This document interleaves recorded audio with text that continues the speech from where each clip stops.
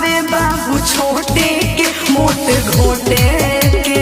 बाहरे तहार बहिन चोदो बाह का कहतारू। हमार आदत बा छोटे के मोटे घोटे के।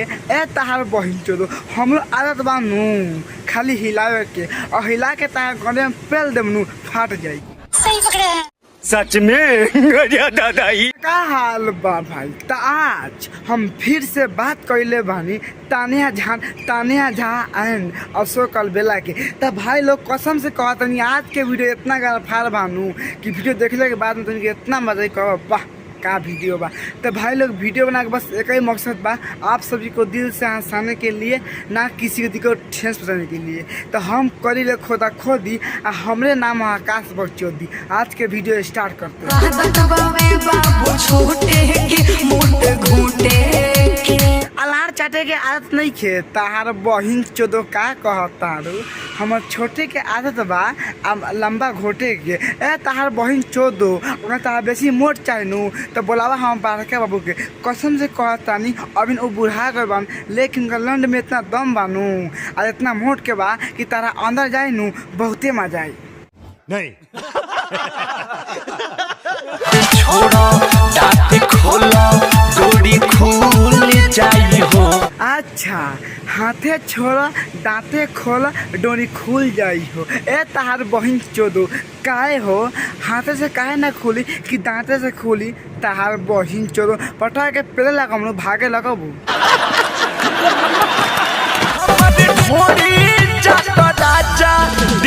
फूल जाई। बाहरे तहारा बहिनी के झाड़ पर जेसीपी चलावे बा का कहतारू कि हम ढोरी चाटो राजा जी देह फूल जाई हो। अब बताओ भाई लोग कोनो बहन चोद बोलता है ना कि देवरा ढोरी चाटना बा आ कबू बोलता है कि देवरा ढोरी खोद के कुआं कैले बा। आई एक बहन चोदो कहता नू कि हम ढोरी चाटो राजा जी देह फूल जाई। ए तहार बहन चोदो देखे बा हमलोग के चटा दो। देखो हम कितना पतला बानी कसम से कहते हैं मोटा जाए नू बहुते पेलम। ए माधर अपना काम कर रहा। सच में गया दादाई रे हमारे ढोरी चाटो राजा देह फूल जाई हो। भालू से गार ना फुकवा दो तहार बहिन चोदो ना मतलब साला का कहीं भाई कसम से कहते भाई लोग सारा गाड़ी दे के नू हम हार गल बानी। हमारी समझ में नहीं आवत नू कि अब हम का करी। अब तो नहीं बताओ लोगन ढोनी चाटला से सोच के दिल घबराए। इहे सोच के दिल घबराए।